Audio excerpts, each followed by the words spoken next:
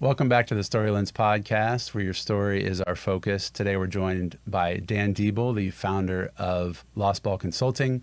And we jump into a conversation around succession and some of the challenges that families and business owners face as they navigate that kind of hard space in life. We talk a little bit about climbing that second mountain in life. So it's a great conversation. Really glad you're here to engage it with us. And with that, let's go ahead and jump right in. Welcome to the Story Lens podcast, where your story is our focus. We explore wealth, legacy, and purpose through a process that starts with deep listening and leads to one-of-a-kind strategies. At Story One, we believe the best planning begins with you. Dan, thanks again for joining us. Really happy to have you here today. I think one of the topics we want to jump into is this idea of succession or transfer of leadership, right? Yeah. It happens in family dynamics. It's really common in businesses. And it's a challenge for 100 reasons. Right. And so maybe just to kick us off, since you've started Lost Ball, have you navigated the world of succession or transition with leaders or or family businesses? And give us a little bit of framework of kind of what that's looked like for you. Yeah. Great to be with you guys, by the way. Thank you for this is so fun sitting with you. People don't call us to say, help us build a succession plan. That's not really our lane, but we sit with leaders and teams and organizations in those spaces as they're navigating it. But or at times you're brought in because some of the technical experts are like, oof, we've hit friction. Yeah. This is no longer just a strategic plan on a page. There's actual real people These aren't just involved. legal documents. Exactly Yeah. right. Yeah. Yeah. And just to step back for a second, I mean, thinking about succession conceptually, it is a mindset that doesn't come naturally. I'll never forget sitting in a room with Brennan Manning, actually. And there was just a small little group of us, and Brennan Manning being this mystic, Catholic, renegade priest guy who just insatiably talks about the love of God. And but I'll just never forget, like, we were all young in our 20s, and this guy, 22, 23, just said, Brennan, I'm like trying to build my career. I'm trying to like climb this mountain. I've just got filled with so much ambition. Is that wrong? And Brennan's just this like sloppy, like everything about him is like just disheveled, mad professor kind of guy. And he's like, how old are you, young man? He's like, I'm 22, 23. He goes, you are doing exactly what you're meant to be doing right now. He goes, me?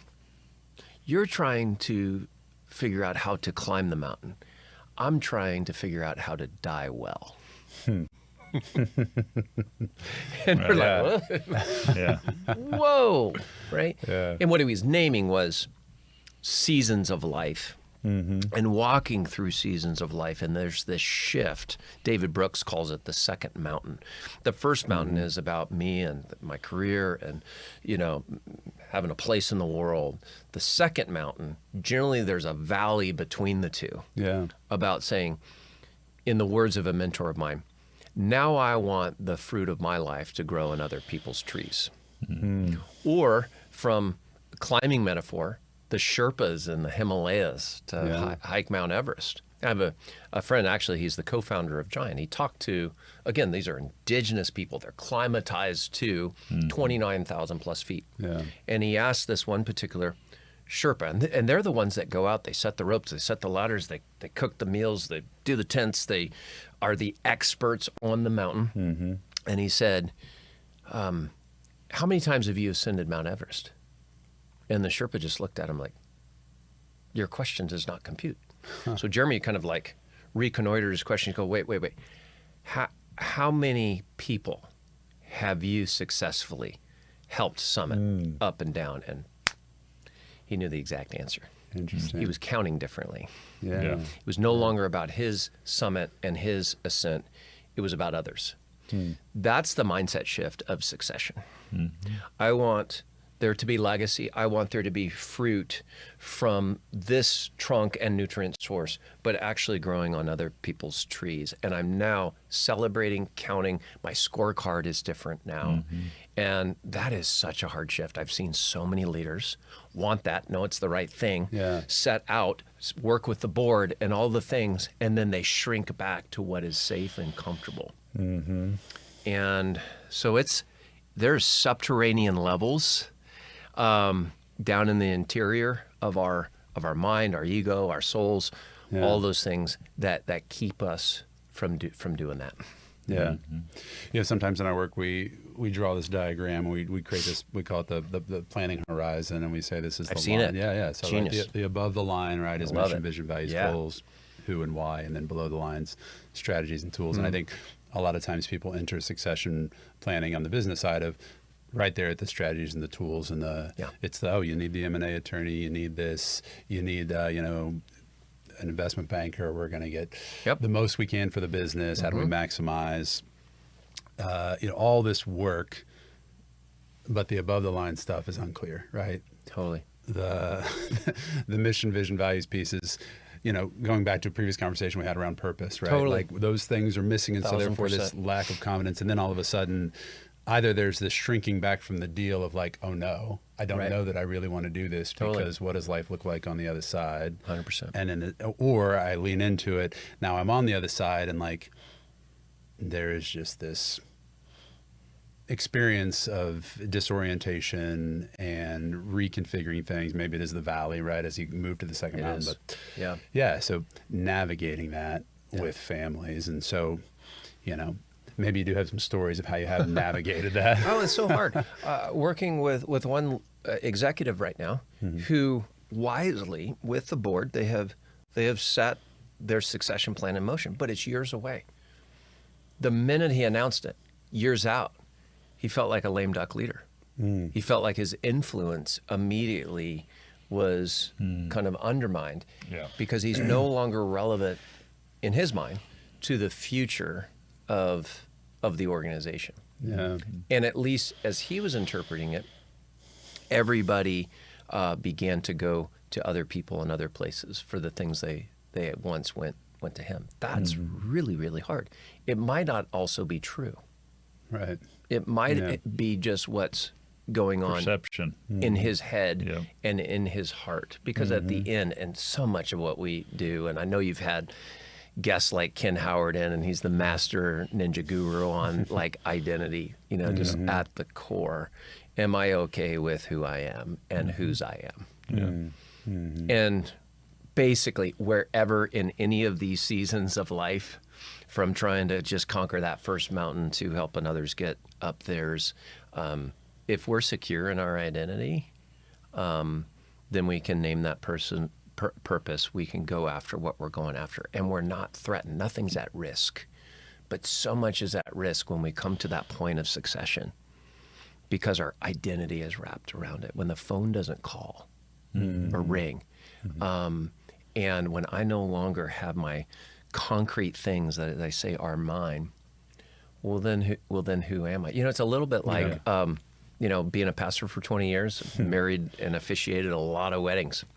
And when people get engaged, it's a little bit like that exit or liquidity moment, right? Because everyone's like, congratulations, like, oh, you must be so happy. And inside they're like pissed at each other, right? They're like mad because they were like doing wedding planning and figuring out budgets and soon to be in-laws. And so I just learned really quickly to like, hey, congratulations. By the way, if it helps, engagement sucks. Yeah. And they're like, really? Can you say that? I'm like, absolutely. It can be one of the hardest. You're like in this liminal time between the times. You're in the not yet already and all these different things. And I think comparatively, that's what that succession kind of moment feels like, especially if you sell. Oh, yeah. And you're like, congratulations, man, you just must be the happiest. And inside, there is so much dissonance and swirl. So I've just learned to say, hey, congratulations. That's really exciting. How are you? Yeah. How are you really? Right? And to be able to sit with somebody in that space of disorientation, and it's not celebration, from my experience. Yeah. Well, it is fascinating. Most often. Yeah. Well, it is, there's kind of the two things. There's the families or the businesses that get to the edge of implementing a succession plan and chicken out.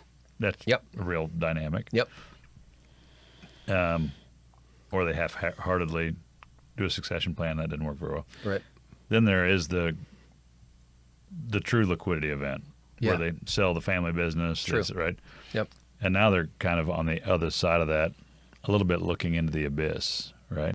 Yeah. And it's So- fascinating just to kind of talk a little bit about what that looks like. Like, how do you, in your experience or in this idea of purpose, again, so many of these families have spent maybe their entire lifetime, like I grew up in a farming mentality where it was like, this is actually 5 generations of Right. work, right? This is not just my work. This is my great-grandfather's work, right? Right. So it carries a lot.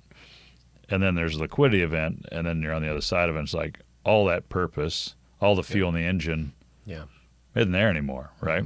So all of a sudden you are standing on the other side of that. Yep. How do you maintain that purpose when historically your purpose has been running the business well, growing the business, keeping Yeah. everything together, and all of a sudden it's like, Yeah. oh, well, I don't do that anymore. So from a standpoint of keeping the purpose, keeping the identity, Yeah. Yeah. Well, it's a great question, John. continue to lead, yeah. Well, no, I think it's like start way earlier than you start succession. Yeah. Working Yeah. on your purpose, and your purpose needs to transcend the what you do, Sure. and it needs to be something that is expansive enough that it covers not only the here and now, but the what you're stepping into, because obviously we're more than what we do.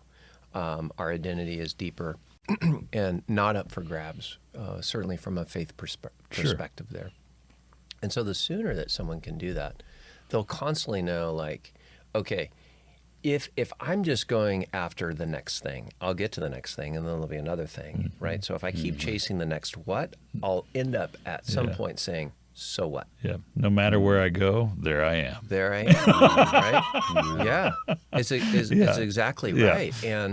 And so the sooner you can start on getting clear there, Yeah. the more set up and equipped you'll be to navigate these massive transitions in life, whether Yeah. it's succession or liquidity or Yeah. whatever it is.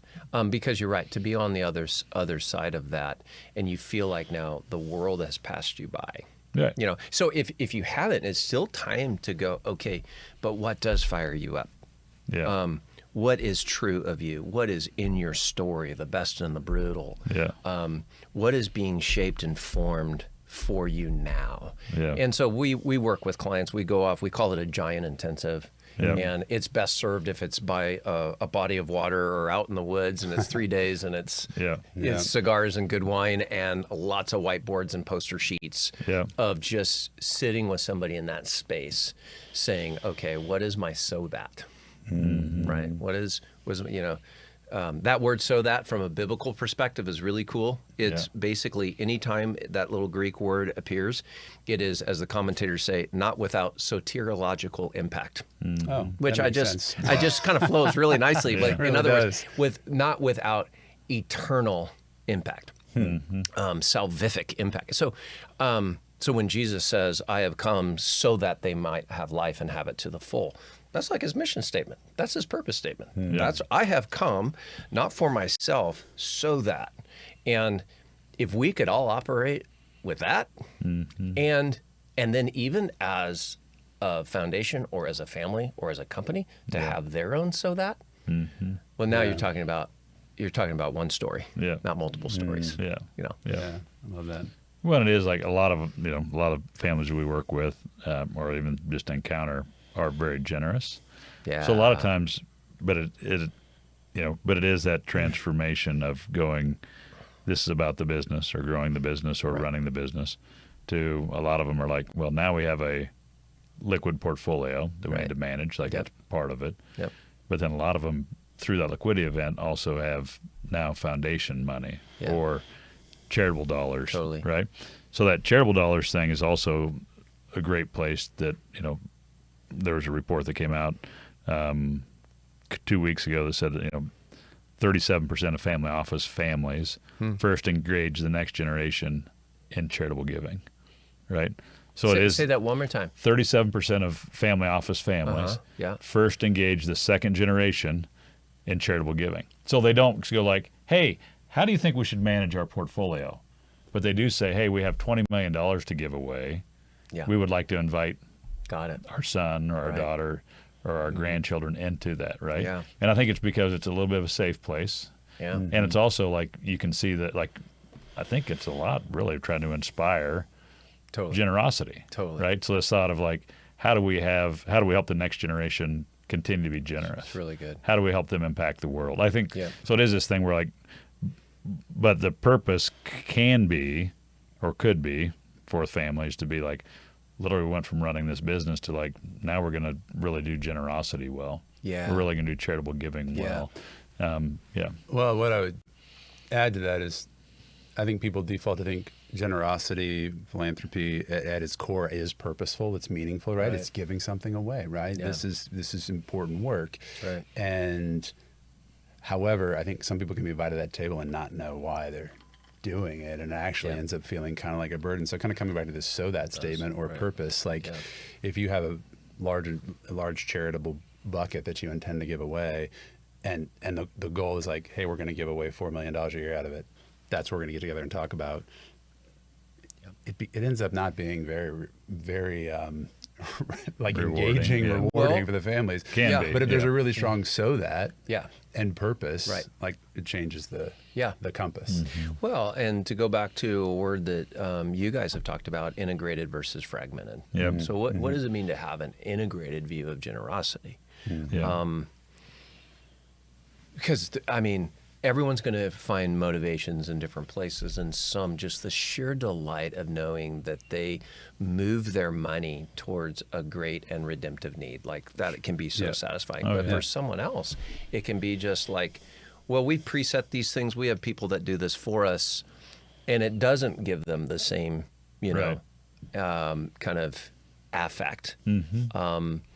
So again, it's getting back to that person. Like, do they need to be more tactile? Do they need to be be concrete? Do they need to be boots on the ground? And we don't also have to overthink it. What we do know is you hear the old adage, I thought just retiring, selling, and then golfing every day was going to be like the dream. And now why is it that Oh, yeah. I feel almost despairing? Oh yeah. But I have worked with a client who recently sold his business, and he goes down the street and he works at this repair shop, and he just repairs things for the underserved in our community, and he's just so fired up. He doesn't need to do it. Yeah. He could be on his boat fishing and doing all the things. I'm sure he does that too. Yeah. But like, you get him going about the repair shop, it's like, Oh yeah. cancel the next appointment, and so Yeah. it doesn't have to be shiny. No. It just has to Yeah. be you. Yeah. Yeah. And sometimes people just need permission to say, is that okay? Because it doesn't feel like when I used to sit on this board or do this, Yeah. whatever. It's like, Yeah. How often when you engage with families or businesses, like do you show up on the scene and find, oh, they've got a really strong purpose statement. That actually is their guiding principle. That's like at the core of what they're doing. Or is it far more often that it's like the missing piece is just lack of direction? right. Or is it on the website, on the wall, but it's not real in terms of it's not embodied and it's not helping steer decisions and those kinds of things. I would say probably 20% of the time it's truly in the culture and it's truly owned all the way down and throughout the organization or the family. And those are really fun to work with because we get to build on the great work that's already been done. We get to just like, who doesn't want to be a part of a winning team? Yeah. And when you have that course that's set by vision and values and strategic plan, that alignment people can feel. We work with a flywheel called the high performing team flywheel, and it comes from Google's research where they did all their deep analytics and they said what makes a high performing team, but you could also say family, Yeah. right? Because this is true. Yeah. And they distilled it down to 5 core drivers, and they picture it in a flywheel because it's really important. Communication is number 1. If you can communicate, it's clear, it's concise, it's actionable, and there's no gaps. Because when there's gaps in communication, then you have interpretation Right. of And that assumptions, action. yeah. Assumptions, Yeah. which Yeah. forms into narrative, which is not story one, No. it's story Story wrong. two. Yeah, that's right. Right. Yeah. And then what that does is it undermines the second core driver, which is relationships. So one of our rally cries at Lost Ball is this: everyone says people are your most valuable asset. We go, not true. Relationships between the people are your most valuable asset. You could have the most talent in the world. You can have the smartest people in the room. But if they don't, in basketball terms, know how to space on the court, pass when it's time to pass, and be a clubhouse guy or gal, No, don't get me started. Don't get me. We just lost the sub-state game the other night, so we could talk about basketball. sounds like you have a relationship problem, John. on We this actually team. had a lot of spacing problems, but that's a whole nother.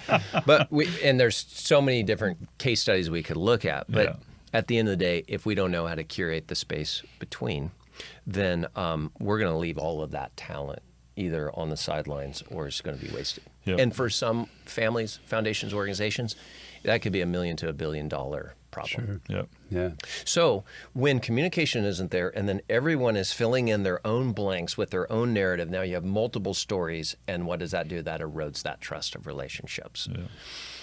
So we work at the communication level, then the relational level, then we can get to the third driver, which is alignment. So people will invite us in to say, can you help us with role clarity, organizational clarity, and all of that? And we go, sure. And there's one group, awesome group. They're 100 years old, 4th generation, 8 family members as owners of multiple generations. And they said, hey, we need job descriptions. We need all the, like, great, we built the scope. We got in there. Probably second session, I threw up this slide of one of our tools. It's called the wall of self-preservation. That when you're not secure in who you are, when your identity isn't firm, you're going to show up weird. And it's going to be like this wall that people are just bumping up against. They're like, I just, there's something behind this what is going on here? Yeah. And generally we're trying to hide something. We're afraid of losing something, or we're trying to prove something to someone. Yeah. And when we're in that place of, call it the imposter syndrome, contrivance, trying too hard, Yeah. or being resistant and defensive, and it's all kind of smoke and mirrors and subterfuge, then it's going to harm your relationship. You're going to undermine your influence, and the impact of what you're going after is going to be compromised. Yeah. So I threw this slide up to these 8 owners, and for me it was just kind of a throwaway. It's like, okay, guys, just really quick, I just want to remind, like, let's all lower our walls, right? Everyone good, great. We're in the tree of trust. We're in the trust tree. Yeah, trust free, all the things. And then I moved on. It was almost the youngest guy in the room, the 4th generation guy. He raises his hand. He goes, can you go back to that slide? I said, sure. He goes, can you explain that again? So I did. Mm-hmm. And he goes, my wall is really high. I don't want it to be high. I don't know how to lower it. I don't know how to grow trust. But I don't think I'm the only one in this room whose wall is high. And when he said that, this guy, yeah, you know what? Me too. This guy, me too. And it just all of a sudden now we're off-road. Yeah. Now all of a sudden we're Yeah. machete to the jungle of, oh, we thought we were here for this thing, Yeah. but now we're here for the real thing. Oh, yeah. And that's where, you scope it, but you don't Yeah. know till Well, you get that's into where it. Right, we sure. find our, yeah. I mean, that's Yeah. a lot of That's time- your world. Yeah, that's Yeah. exactly. Yeah, totally. It looks nice and shiny from out here, and then you get inside and you're like, ooh. Yeah, because people are involved, and I'm one of them. Oh, my God. Okay? Yeah, that's right. So, that's right. So just to complete that flywheel, so from relationships to, from communication to relationships to alignment, then execution. How do we just get Yeah. better at what we do? To capacity. How do we have more margin and boundaries and capacity to do the good that we want to do? That's the flywheel. But Yeah. the irony is, people will say, like in this case, hey, come help us with alignment. And what were the issues? Relationship Right. and communication. Sometimes we're asked, hey, can you come help us work on bandwidth capacity issues, which is the 5th on the flywheel? And what do we end up finding? Oh, there's all these silos and no one trusts each other Communication and issues. no Yeah, one communicates. that's right. So we're always finding ourselves right up back to the top. And by the way, to celebrate this group, we did go off-road. We started having those crucial conversations. We put the tools in their hands. They did the hard work. Yeah. And we got to be there at their 100th celebration, their 100th year celebration. And to see them toast, Yeah. you know, to see them hug, and like no one quite knew if we were going to make, you know, get there at least in an honest way. Yeah. And I'm really proud to say, man, they did, and they are. Yeah. Yeah. That's fantastic. Yeah. It is interesting. Like when I first got in this profession, I thought, you know, a lot of people don't engage because they have a guy or they have a right. And the more They don't engage in what way, John? well, Just so like curious. you're trying to prospect, you're trying to find trying to find clients. Like people are like they just kind of stiff arm you, and you're like, got it. Yeah. The longer I've been in this profession, the more families I've worked with, I realize a lot of times people don't engage because they're embarrassed. Yeah. Right? Yeah. They're the family that's got a messy boardroom. They're the family that has a problem child that's causing trouble. Right. Or like on very simple things like they don't understand their own balance sheet. But it is like there's a lot of vulnerability in actually there opening is. up and engaging. So, you know, hooray for that family for actually opening up and engaging. Because it would have been really easy to be like, we're just going to continue down this dysfunctional path for a few more generations. Oh, that's the norm. Right? Yeah. I So that's think. what. So like Yeah. having those, like, there's a few families we work with and a few mentors and people that I appreciate that are like those change agents. Yeah. Like that are so willing the- to right. do that. So the youngest guy, one is the people that brought you in. Hooray to them. But then the Totally. youngest guy in the boardroom to actually raise their hand and be like, Yeah. on one level, I have a confession to make. And a challenge to Right. offer. Oh yeah, yeah. Yeah. But the courage that takes to gosh. invite somebody into your mess, because a lot of times Right. like that's a little bit of like, well, I mean that's what you're doing, that's Right. what we're doing. It's a little bit like, hey, can we come in and help you with your mess? Right. And you know what's everybody's first response? Like, what mess? I see no mess. Yeah. Totally. Yeah. So it is, but Yeah. it is, but it is amazing to, it's just a fascinating. Again, like the longer I've been in this profession, the more it is like all of my stuff isn't in perfect order, right? Oh my gosh. Whether it's my Right. personal planning know. stuff, whether it's my there's kind of mess everywhere. Totally. Like just because people are involved. Totally. But it is just interesting to like after somebody gets to a place where they actually need help and they raise their hand, Yeah. and to come alongside and be like, it's a mess, but we can fix it. Right. Right. It's a mess. We have tools for Yeah, this. yeah, we do, and there's such joy in that. Yeah. you know, just to be in our vernacular, to be invited into the backyard. No, You know, for and sure. to say, hey, we're all in the backyard together here. That's right. You know? Yeah. And my brother, he's a musician. Actually, all three of my brothers are musicians, but one in particular has this line in one of his songs that some bartenders pass for priests.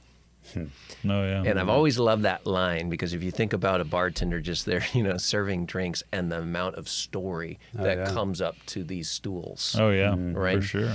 Yeah. And that bartender is the closest thing they have to a priest. Yeah. And I think about what you all do. I think about what we do. And we're the closest thing Oh yeah. to wow, somebody really cares for me. Wow, somebody's really listening to me. Wow, Yeah. someone can really name for me what I couldn't name. Wow, somebody really is advocating and fighting for my highest possible good, for me, for my family, for my organization. And, that's holy ground. Yeah. To stand in that spaces that you all do. Yeah. One, it is interesting. Like 'cause we have a dear friend that runs a ministry, kind of a healing prayer ministry, and literally like the ministry is to sit and listen to someone's story for 3 days. Right. And he prays like That's it's a beautiful amazing. thing, but That's it is amazing. like to be able, right? So like a lot of like some of the processes that we built in a lot of space, Right. because there is this amazing thing where it's like you'll be talking with a family, you'll be going through a balance sheet, and you'll break for lunch, and they'll be like, Yeah. hey, I don't know why I'm telling you this, Uh-huh. but then you fill in the blank, Right. And there's Totally. like, we've heard lots of like, I don't know what, tell me this, and then there's fill in that blank. Yeah. But that piece, that thing they tell you becomes Yeah. one of the key planning components, or the key part in their mission, vision, values, and goals. Right. Like, so it is this thing where like when you create space, Yeah. right, which is Right. pretty abnormal Yeah. in today's day and age, right? It is. So like we work with successful people. Successful people like aren't available Right. by definition, By right? That's right. We're not available. So it is this thing where it's like Yeah. when you actually create space for people to be human, Yes. when you create space for the Holy Spirit to come in, whatever those things are, like it's fairly amazing, like the is. outcomes that you can get to. Right. That you're not going to get on an email. Right. You're not going to get a text message. So it is this thing where it's like this human connection. You're available. Right. You're Yeah. available, but then you are like a lot of what we talk about is like strategy and wisdom. And wisdom is kind of an immeasurable thing, but it's also like a transcendent thing, It right? is. So it is like, Yeah.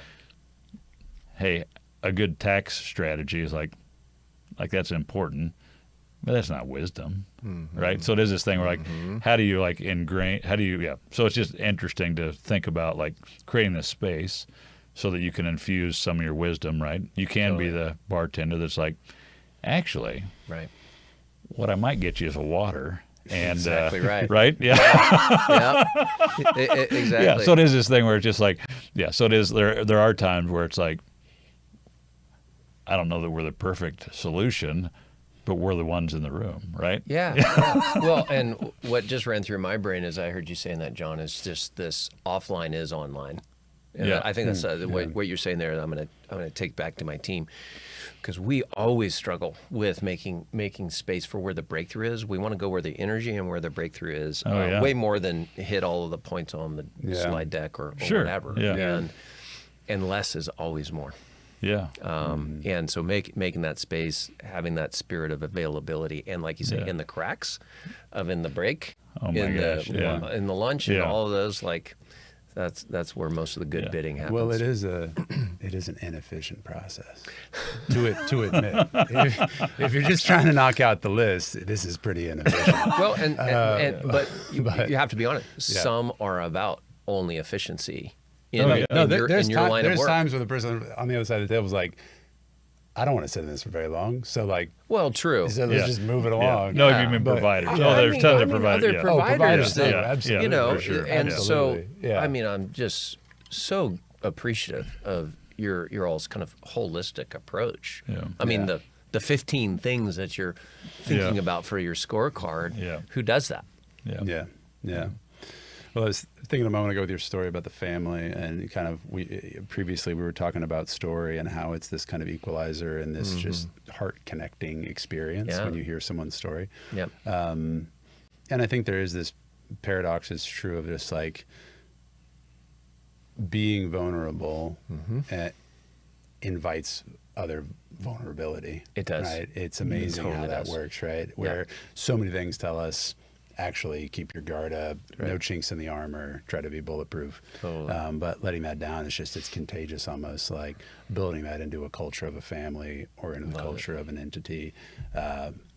Much easier said than done, but I'm sure, as you know, it's just been good for me to reflect on that and hearing that story. It's like, it's just very true, you know, and I can think about my own walls, you Yes. know, that are up Yeah. that I'm not sure exactly how to break down, but I know they're there. Yeah. Yeah.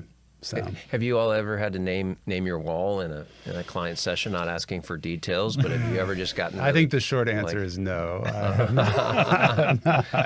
I mean, I think I've confessed to some weaknesses here and there for sure, but as far as like doing the exercise, like these are my walls, or just even internally going, oh, my wall is coming up here. Like, oh, this is like something does feel at risk. This is here. triggering me. Yes. Well said. Yeah, no, there are times, and again, like, so we're logical, we're process oriented, we're right. So there are times where it's just like the fifth time you hit it, you're just like, you know, because like Yeah. my personal success is a lot grit, overcome, drive, right? Which isn't exactly to at times a way to handle client situations. Sure. So there are those times where it's just like, you know, we've got logic, we've got a plan. Yeah. A lot of times we actually even have a deadline. Right. And then you come up and you hit that barrier again because emotionally they're not ready or because they don't understand. Right. So there are times like for me, it's just like, I need to kind of step back. And then it is more of like that pastoral, ministerial role where it's like, okay, we're not ready. Maybe we can slide the timeline back. Yeah. Maybe we can come up with a different plan. Right. Yeah. So it is just like, Yeah. You're pretty good about pivoting, though. Yeah. Yeah. Yeah. Well, well, you do have that sheepdog. You mentioned yourself as a sheepdog Yeah. earlier. That's very true. Yeah. That's a good. Yeah. No, one of the interesting parts of our story together is that, you know, I was basically building a business here in Kansas City, basically alone. I had some help, but you know. So then about 12 years ago, Cameron came in to really to work with me. He didn't know anything about financial advising. True. I think he could spell it, but maybe not. Yeah. But really what it did was it really brought a brother, Yeah. right? Yeah. So for me, it was transformational because like so much of what happens in our profession is like either you get bitter or you get right. Yeah. So to have a brother that's like, you know, there's totally like we spend way too much time together, but there are times where it's like we can walk out of a client meeting and be like, man, that was hard, or it's hard to see this family in that position because you do like there are times where you walk out and it's just like the reason we're not going to move forward is dysfunction. Right? Yeah. So there's the thing like to be in it together is like a blessing. I love it. And you could also like there's times where like I always joke that, you know, old ladies love Cameron, which is true.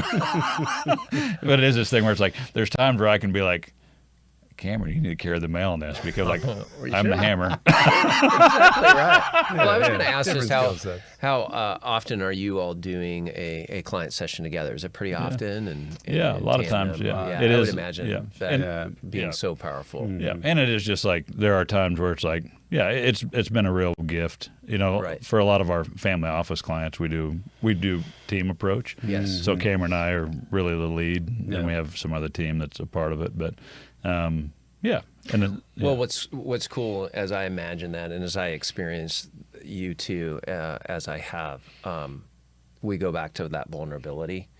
Like, I just imagine you two setting the pace of the room, of the spirit of the room, and you're as much the message as you are the medium in terms of they're watching how the two of you interact. Yeah.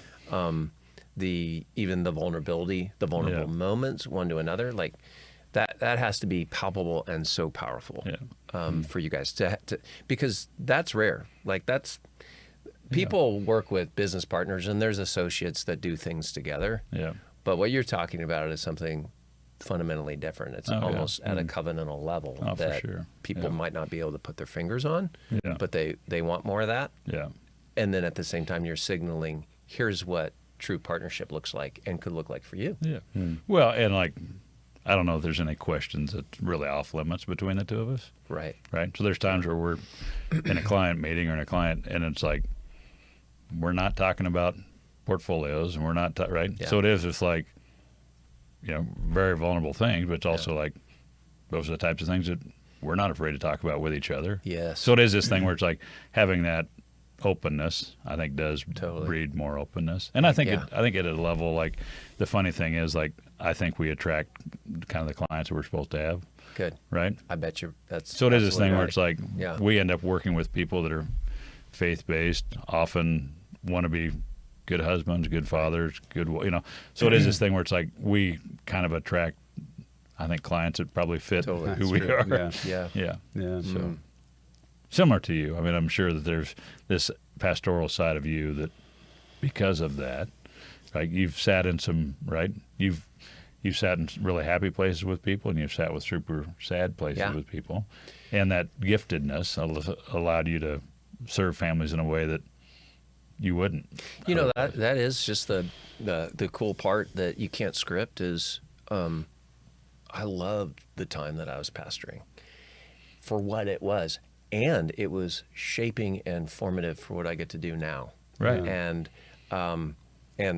it's been a delightful surprise just how much of it is translatable and transferable, into the marketplace. And sometimes the marketplace, they're hungrier than those in the pews. Yeah, and I was believe like, that. oh my gosh, and that's just been really fun. So it's a new assignment. It's not a different calling. Sure. A new post. Yeah.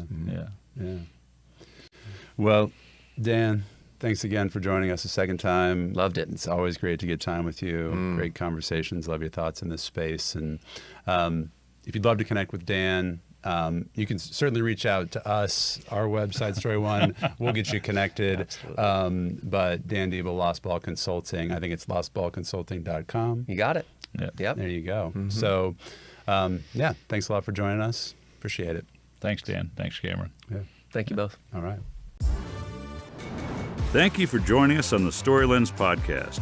If you're navigating complex financial decisions, we're here to help. We know your story is anything but ordinary, and that's why we start there, because the right solutions are as unique as you are.